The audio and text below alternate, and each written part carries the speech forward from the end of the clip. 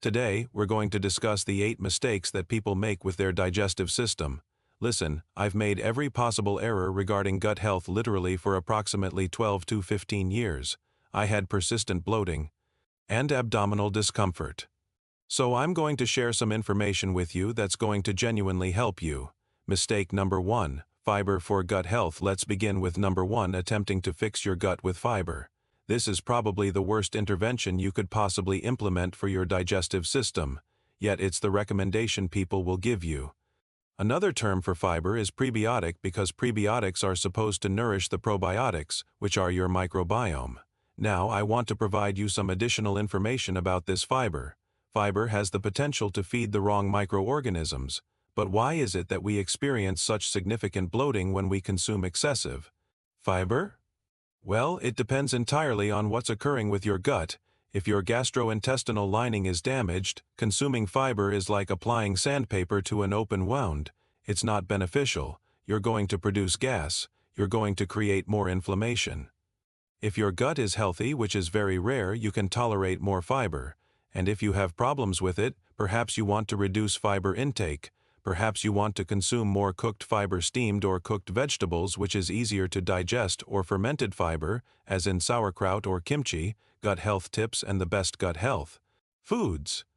The more inflammation you have in your gut, the more you need to implement carnivore dietary protocols. Carnivore is an excellent approach to eliminate all this fiber and these additional substances that are irritating your digestive system.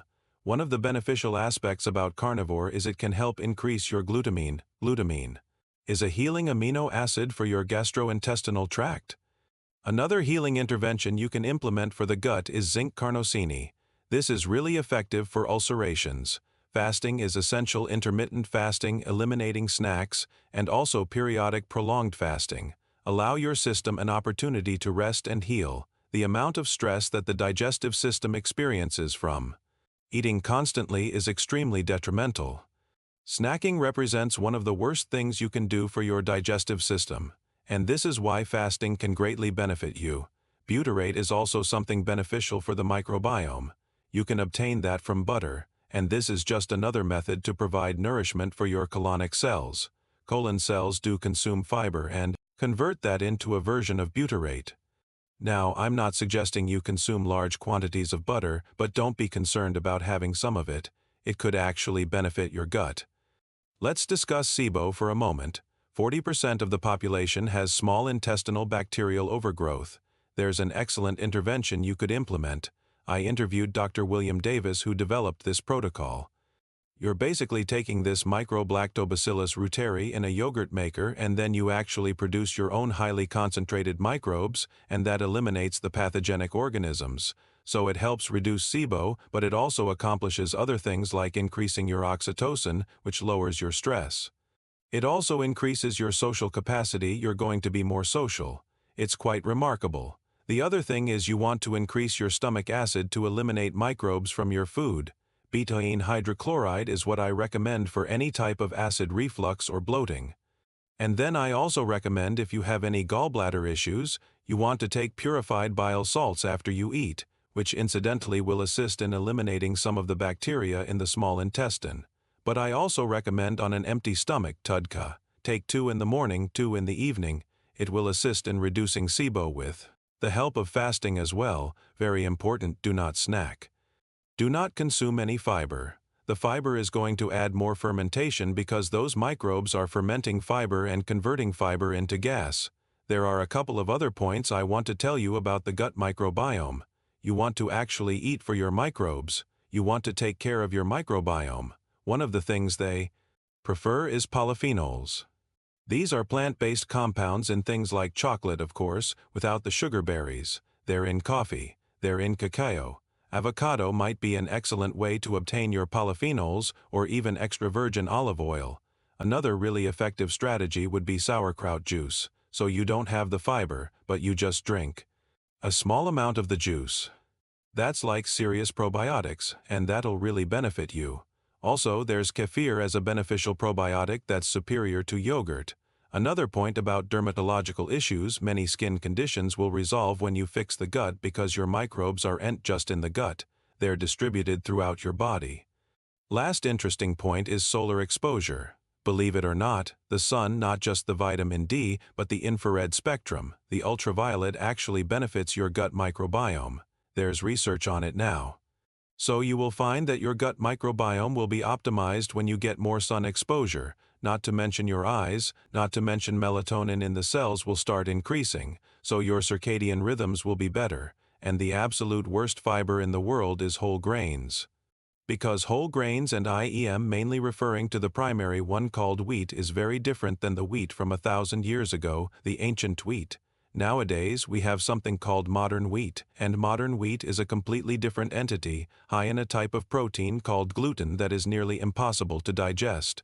And then in that fiber in the wheat called bran, you have anti-nutrients like phytate or phytic acid, which blocks your ability to absorb zinc, iron, magnesium. It blocks calcium.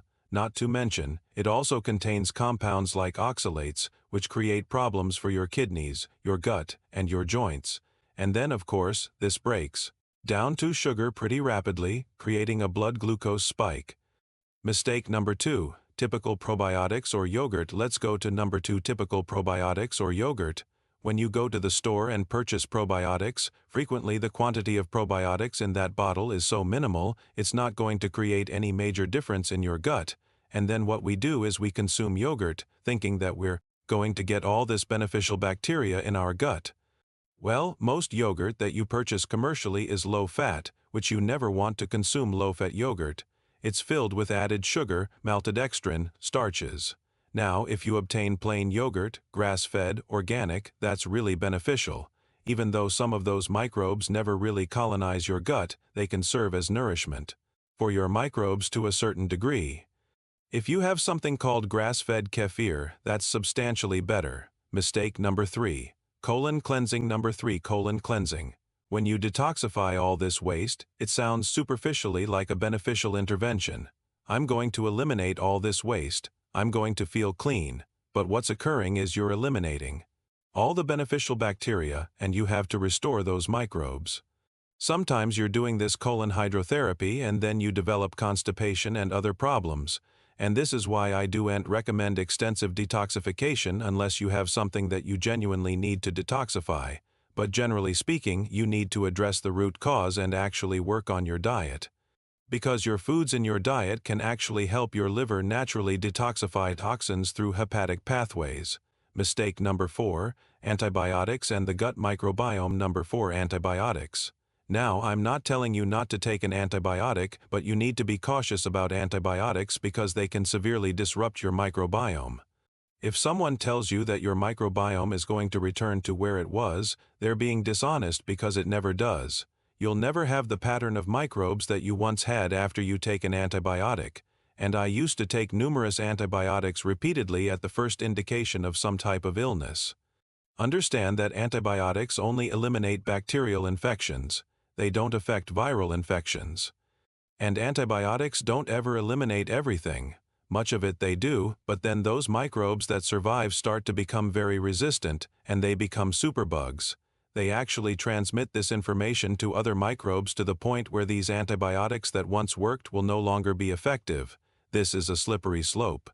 Anytime you do receive an antibiotic, ensure you're also simultaneously taking some probiotic to restore these microbes.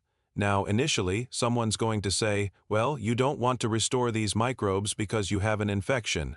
Well, you're not restoring pathogens. You're restoring beneficial bacteria. Don't we want beneficial bacteria? When you eliminate your bacteria, you're eliminating both the beneficial organisms and the pathogenic ones. And that's the problem. It's not selective just to the pathogenic organisms. So be cautious about this. Mistake number 5. Antacids. Let's discuss number 5, antacids. When you have acid reflux, most of the time that means you don't have sufficient acid. And this disrupts the valve at the top of the stomach. The valve starts becoming incompetent and it opens, and the acid comes back up, and then you're thinking, oh my goodness, I have excessive acid. No, you have a valve problem, and now we're treating the wrong problem. We're making your stomach acid less acidic. So now the next time you eat, it's the same or worse. And over time it becomes weaker and weaker to the point where now you have numerous problems digesting food because we need this strong acid in your stomach. The normal acid pH in your stomach should be between 1 and 3. That's like battery acid, but that's what we need to actually digest our protein. That's what we need to eliminate microbes. That's what we need to absorb minerals. And so then if you don't have sufficient acid, what is going to occur is that undigested food at the stomach level is going to end up in the small intestine undigested, and now the small intestine is going to work harder to digest it, and now we're going to experience all sorts of issues with bloating, constipation, diarrhea. And so this is another intervention that I highly recommend you find an alternative, but again, consult with your physician before implementing any of this information.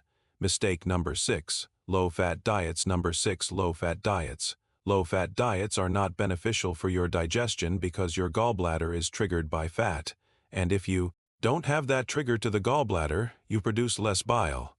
That bile is there to help digest fat, to break it down to the point where the enzymes from the pancreas can then take over and really break it down into small particles so you can absorb the healthy components of fat like the fat-soluble vitamins and the omega-3 fatty acids. And if you don't have adequate bile, you'll tend to have either constipation, or you won't get this really important function of eliminating the microbes in the small intestine. The small intestine is where you don't want numerous microbes. The large intestine is where you have the majority of microbes. And so bile functions like a detergent that keeps the bacteria out of the small intestine. And then the bile goes all the way down this digestive tract and it gets recycled back up to the liver. When you follow a low-fat diet, we have less bile to accomplish that action.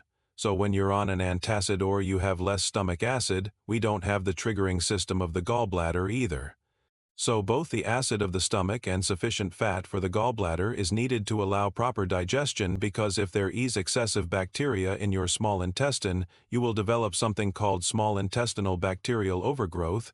You're just going to be bloated constantly. Take a goat, their whole digestive system ferments. This is why they have these distended abdomens. We had one of our small goats. I thought there was a problem because the stomach was completely distended.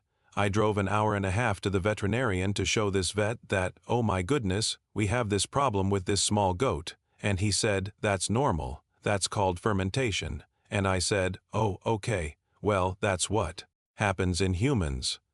They get this huge abdominal bloat because they have fermentation in the wrong location. Mistake number 7.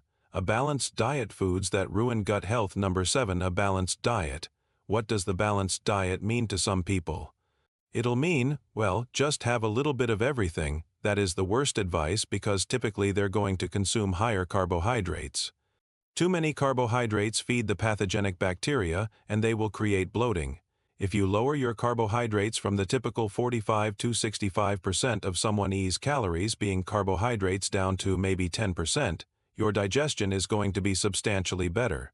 Mistake number 8. Superfood shakes. And lastly, superfood shakes. I used to recommend kale and fruit shakes. If you ask an average person, what are some superfoods? They're going to say kale, spinach, berries, and then they make the shake. About 3 to 4 minutes later, they're bloated. Why? Because you're overloading the small intestine with fiber. But just so you know, I've upgraded my information, and my new superfood is actually red meat. And I think you already know why, because I've already discussed it. On that note, there's substantially more you need to know about your digestive system. I've created a very detailed video that can greatly benefit you, and I've linked it in the description. This is Dr. Thomas with Health Horizon. Remember, your gut health controls your overall health. Until next time, stay informed and stay healthy.